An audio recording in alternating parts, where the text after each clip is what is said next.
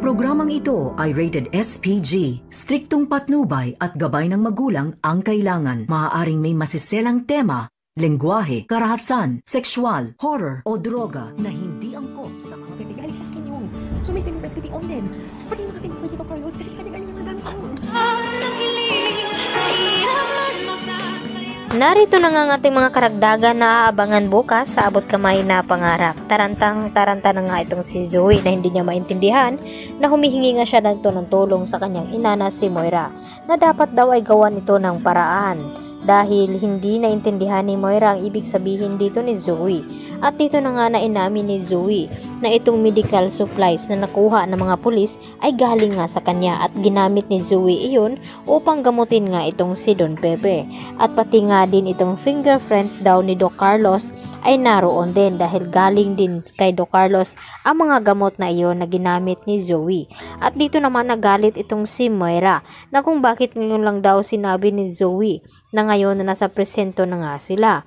At dito naman naisipan ni Moira na tawagan itong kanyang kakilala ang isang pulis maliban nga kay Balahadja ay dahil may kasabwat pa itong si Moira na noon na patuloy pa rin na humihingi ng pera sa kanya.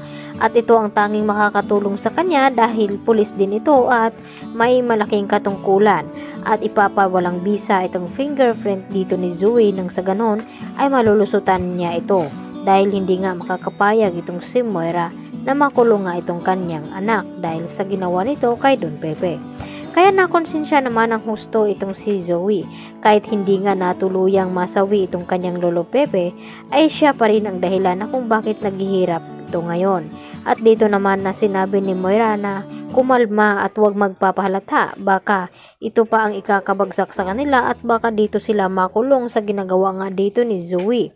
At dito nga na nagkukulong sa kwarto itong si Zoe at nag-isip-isip at hindi na niya maintindihan ang kanyang sarili dahil inuusig na nga siya ng kanyang konsensya ngayon dahil sa ginawa nito kay Don Pepe at lalo pat nagpapakita sa kanya itong si Lolo Pepe.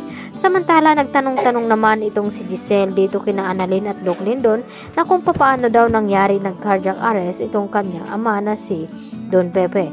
At dito naman na ipinaliwanag ni Doc Lindon Javier na wala daw sila doon sa kwarto ni Don Pepe na mangyari itong cardiac arrest. At ang naabutan na lamang nila ay walang iba kundi ito nga si Doc Carlos Benitez. Kaya nagdududa na naman itong si Giselle na kung bakit naroon itong si Carlos at kung papaano na cardiac arrest nga itong kanyang ama na ngayon nga ipinagtataka din ni Annalyn dahil nung huli ay nakausap at nakiramdam nga itong si Don Pepe at pinisil pa nga itong kamay ni Annalyn kaya biglaan nga ang mga pangyayari. At higit sa lahat sinisisi naman ni Zoe itong si Annalyn ngayon na kung bakit nakumatos nga itong si Don Pepe dahil sa ibinigay nga daw na mga suggestion dito ni Annalyn kaya hindi napigilan ni Annalyn ang kanyang sarili na sisihin ang kanyang sarili. At dito naman na sinabi ni Lynette kay Annalyn na hindi daw niya iyon kasalanan at huwag sisihin ang kanyang sarili dahil hindi naman natuluyan itong si Don Pepe at nakumatos naman ito. At ang gawin lang nila ay manatiling magdarasal at manalangin na sana ay makarecover agad itong si Don Pepe. At nakahanda na nga ngayon na ilipat ni Giselle at RJ itong si Don Pepe dito sa Apex Hospital nang sa ganun ay mabantayan nga ng mabuti dahil baka daw may gagawin na naman na hindi maganda itong si Moira. At hindi naman sumang-ayon itong si RJ sa ginawa nga dito ni Giselle na pati itong si Zoe ay pinakuhanan niya ng fingerprint. At dito naman na pinaliwanag ni Giselle na kung bakit nagpapauto pa siya dito kay Zoe na minsan na nga siya nitong tinatraidor. Kaya yan po ang ating pakatutukan bukas dito lamang yan sa abot kamay na pangarap. Yan lang po at maraming salamat.